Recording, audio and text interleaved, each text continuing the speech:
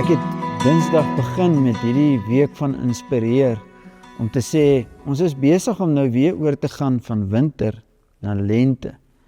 Nou as ons praat van lente, dan is ons almal opgewonde want uit die aard van die saak gaan dit warmer word.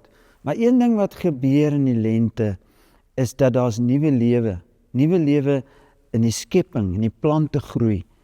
Alles het hulle blare verloor en selfs my gras by die huis groei stadig of het eintlik niks gegroei deur die loop van die winter nie. En skielik begin alles so 'n groen spruitjie uitstoot. Prediker skryf hier in Prediker 3 vers 1 en 2. Hy sê daar is 'n vaste tyd vir alles. Elke dag onder die son het sy tyd. 'n Tyd om gebore te word en 'n tyd om te sterf. 'n Tyd om te plant en 'n tyd om uit te ruk wat geplant is. Hierdie is planttyd, want daar is nuwe lewe. En God het dit so beskik. Ek het al baie gesien dat as ek nou die gras te veel nat spuit in die winter en probeer om dit groen te hou, dan is dit asof hulle die somer nie baie krag het nie.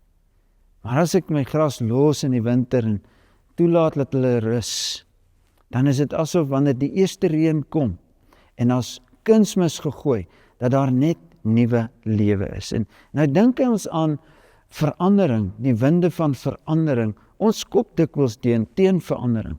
Maar verandering bring dikwels groei.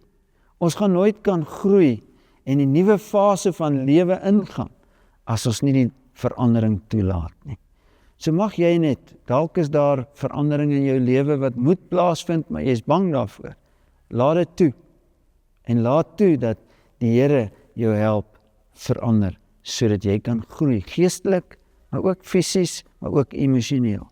Mag die Here jou bless, en dis wat ek net oor jou wil spreek. Ek gaan nie eens afsluit met gebed nie, ek wil net oor jou spreek. Mag jy die wonder van verandering beleef as 'n groeityd in jou lewe. Totsiens.